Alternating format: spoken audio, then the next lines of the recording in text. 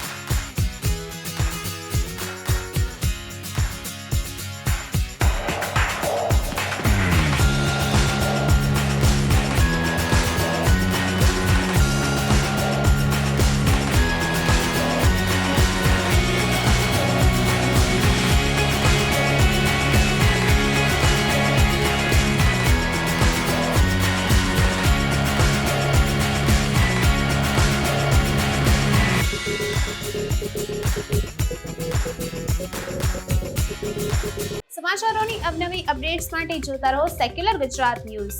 સાથે secular Gujarat news ચેનલને like, share અને સબસ્ક્રાઇબ કરો અને બેલ આઇકોન દબાવીને સમાચારોની ઝડપી માહિતી મેળવો।